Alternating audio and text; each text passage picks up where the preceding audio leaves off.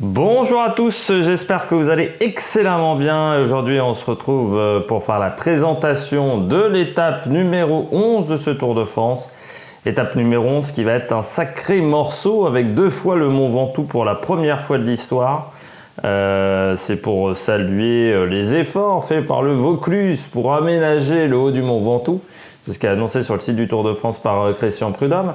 Alors c'est un sacré morceau, mais moi je pense que il ne va pas se passer grand chose aujourd'hui parce que le parcours est certes, on a beaucoup de dénivelé positif, mais au final il est un peu mal situé et je vais vous expliquer tout ça dans cette vidéo. N'hésitez pas à vous abonner à la chaîne, n'hésitez pas à réagir dans les commentaires, à me donner vos pronostics pour cette étape, n'hésitez pas à mettre un pouce bleu, ça fait toujours plaisir, puis n'hésitez pas également à partager la vidéo si vous pensez qu'elle peut intéresser votre entourage. On commence tout de suite par cette étape. Étape donc avec 2 fois le Mont Ventoux, mais également le col de la Liguière, donc ça veut dire 2 cols de première catégorie, 1 hors catégorie. Mais on a quand même vu que 2 fois le Mont Ventoux, souvent il ne se passe pas grand chose dans le premier passage. C'était notamment le cas sur le Mont Ventoux dénivelé challenge au mois de juin, au tout début du mois de juin, on avait débriefé cette course. Et lors du premier passage, il ne s'était absolument rien passé. Et là, le final est le même. C'est-à-dire que le passage au Mont Ventoux, le premier passage, c'est par la montée, on va dire, la plus facile. Et ensuite, par la montée par Bédouin, qui est un petit peu qui est la plus difficile des 3 versants, on va dire, du Mont Ventoux. Donc, ce qui fait qu'on va se retrouver un petit peu dans une situation où je pense qu'il ne va pas se passer grand-chose, surtout qu'on n'arrive pas en haut du Mont Ventoux, mais on arrive à Malaucène. Et que la descente du Mont Ventoux, c'est pas une descente très technique, très clairement. Donc je pense qu'il ne va pas se passer grand chose. Dénivelé positif de cette étape, 4647 mètres. C'est l'étape la plus difficile de ce Tour de France dans ce classement. Et je crois que c'est l'étape la plus difficile au niveau des grands tours, parce que normalement on devait avoir l'étape de Madonna di Campiglio sur le Giro qui devait faire plus de 5000 mètres de dénivelé positif, sauf qu'elle a été quand même pas mal rabattu à cause de la neige. On avait diminué les difficultés sur le parcours. Donc je pense que désormais, c'est cette étape qui est la plus compliquée. On va regarder tout de suite le profil. Donc on part de Sorgues pour aller à Malaucène. On va tourner en fait autour du Mont Ventoux pendant toute la journée. Grosso modo, on est dans le Vaucluse, 200 km de course. Et les premiers kilomètres très plats jusqu'au kilomètre 32. Où on aura des kilomètres en faux plat léger montant, mais c'est vraiment pas grand chose. Et l'échappée pourra partir, je dirais, plutôt tranquillement. On pourrait peut-être même avoir une bagarre pour le maillot vert si des coureurs comme Colbrelli et autres veulent récupérer des points sur Mark Cavendish. Côte de 4e catégorie, kilomètre 32. Côte de Fontaine de Vaucluse, 1 km 900 à 5,7% de moyenne, côte de 4e catégorie, qui s'élève à 191 mètres d'altitude.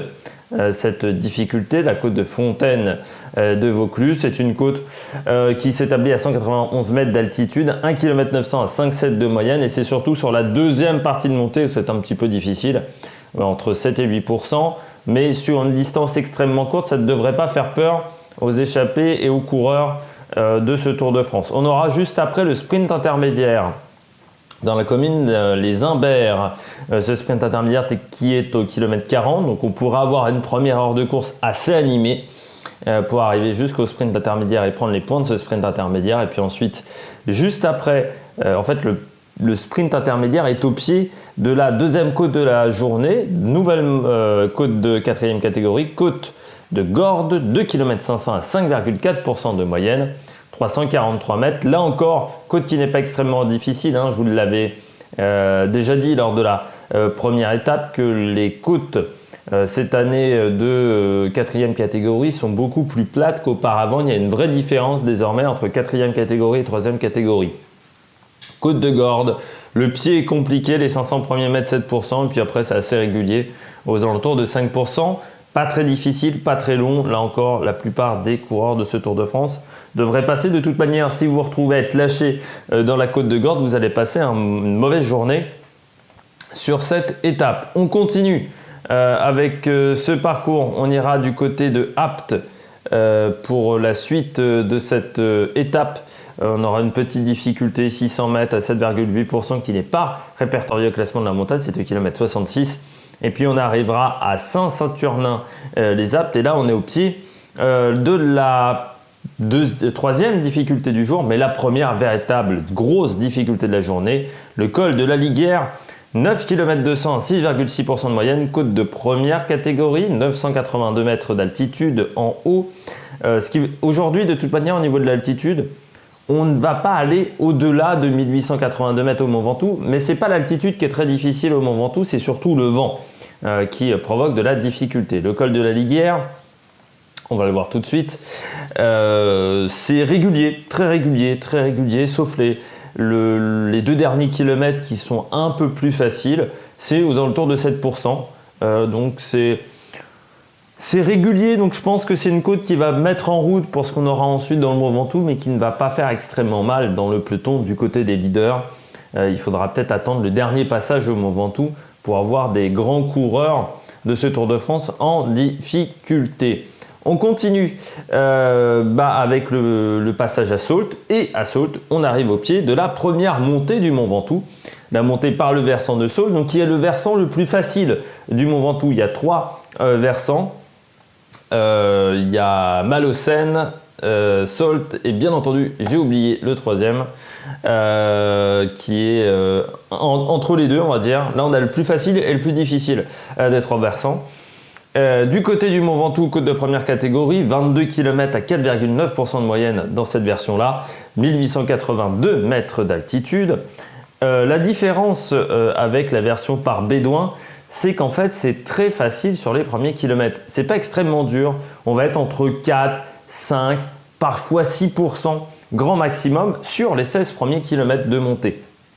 En plus, on est vraiment abrité, hein, on est dans les arbres, dans des petits coins de forêt, c'est pas très compliqué. Et puis, ensuite, entre le kilomètre 16 et le kilomètre 17, on va changer du tout au tout, c'est-à-dire qu'on va passer de la version Mont Ventoux facile avec pas mal d'arbres au final de la montée, c'est-à-dire le final avec ces paysages lunaires, hein, ces routes sur les bords avec ces nombreux cailloux.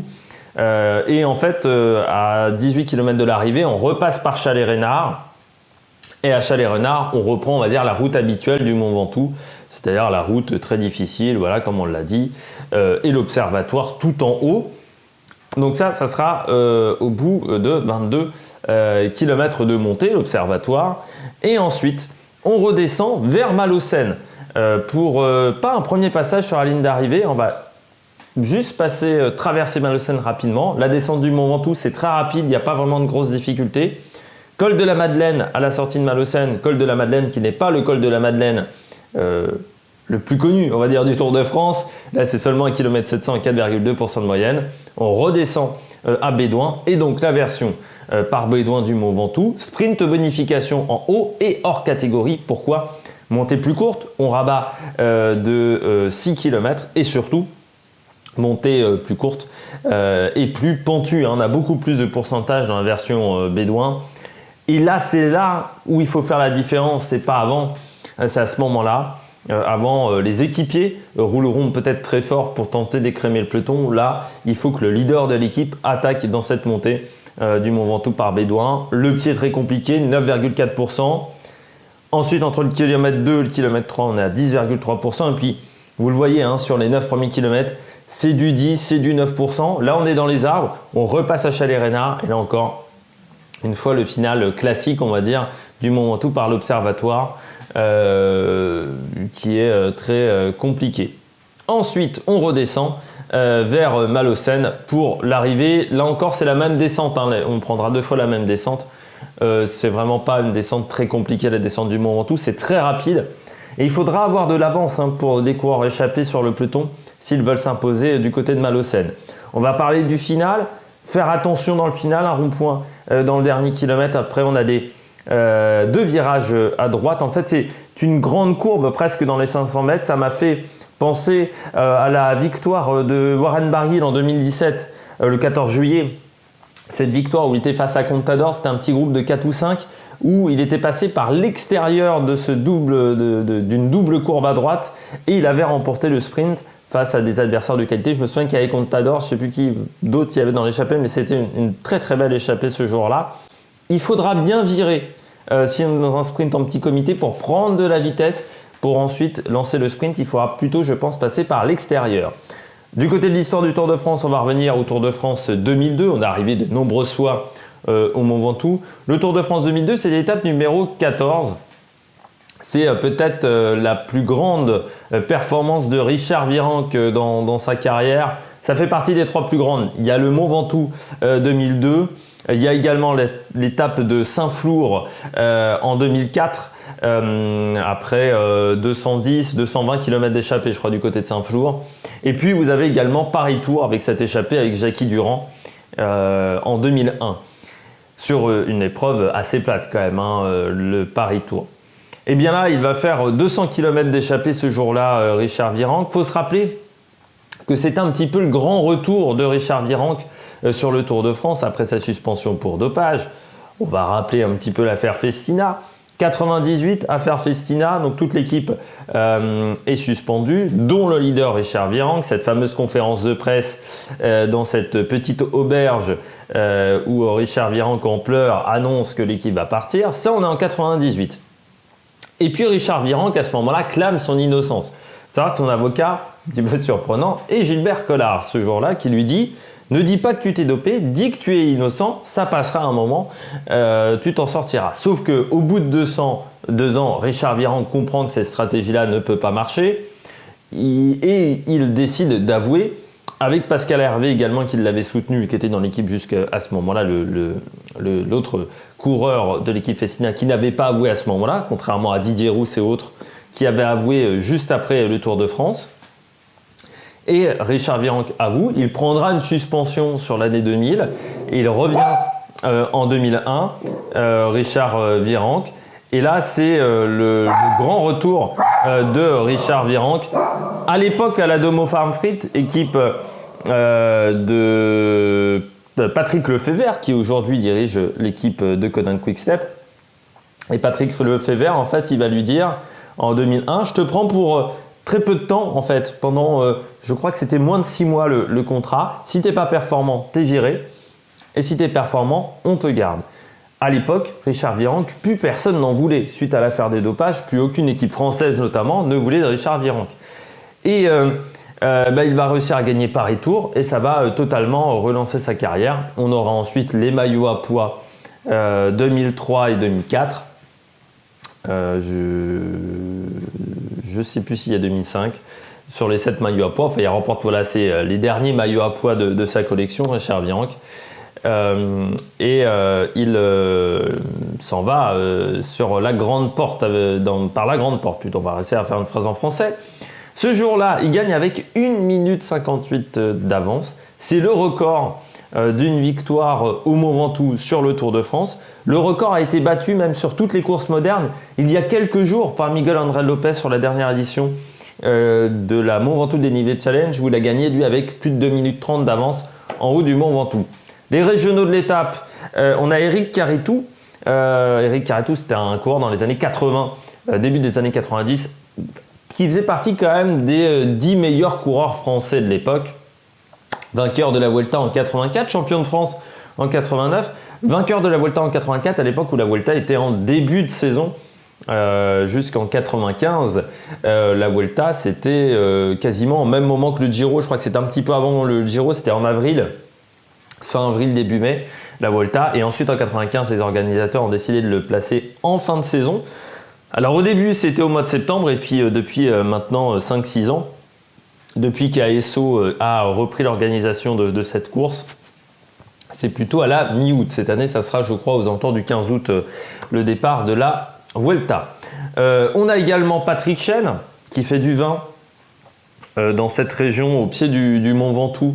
Par la phase de Bédouin, c'est dans le fameux virage à gauche quand ça commence à avoir des pourcentages un peu plus compliqués.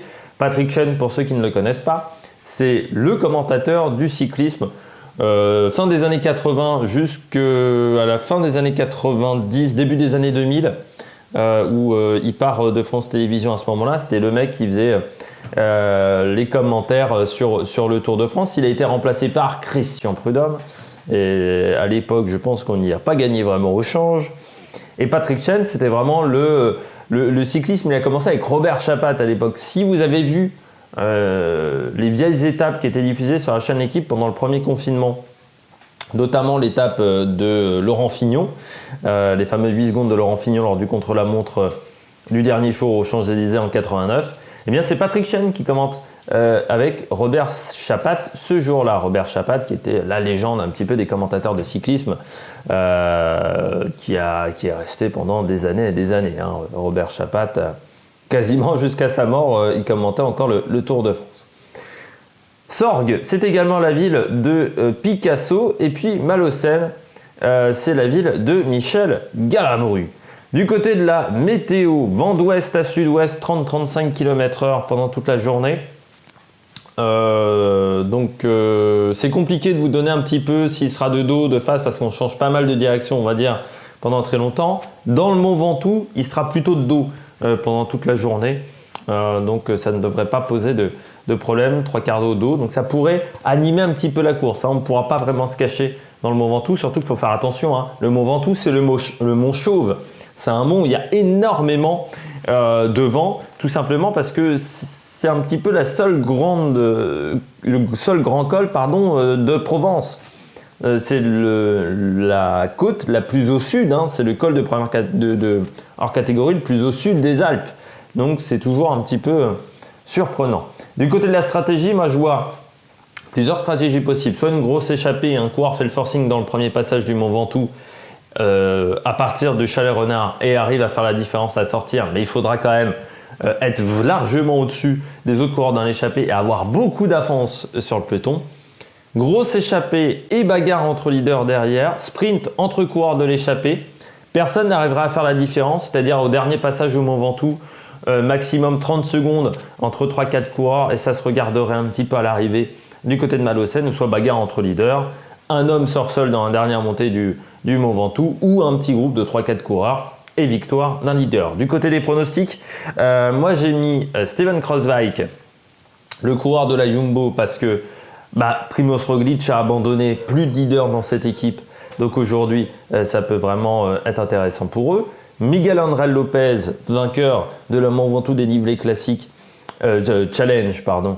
Miguel Ángel López qu'on n'a pas vu depuis le début de ce Tour de France. Il traverse ce Tour de France comme un petit peu l'homme invisible. Pourtant, on avait un peu des attentes, mais j'ai l'impression que comme il prépare la Vuelta derrière, c'est un coureur qui a repris, je rappelle, au Tour de Romandie, il a un peu du mal avec son programme de travail en ce moment. Miguel Ángel López, pourquoi pas, hein, il n'a plus grand chose à jouer dans une échappée où il n'y aurait pas de gros leader. Richard Carapaz, là ça serait une bagarre entre leaders pour le coureur de Ineos. Et puis la grosse cote, Warren Barguil aujourd'hui, parce que Warren Barguil dans une échappée, c'est quand même un coureur qui a une bonne pointe de vitesse, donc il faut toujours s'en méfier. J'espère que vous avez aimé cette vidéo, on fera le débrief de cette étape ce soir. N'hésitez pas à vous abonner à la chaîne, n'hésitez pas à mettre un pouce bleu, et puis nous on se retrouve pour de nouvelles aventures sur la Mavic Production. Ciao ciao.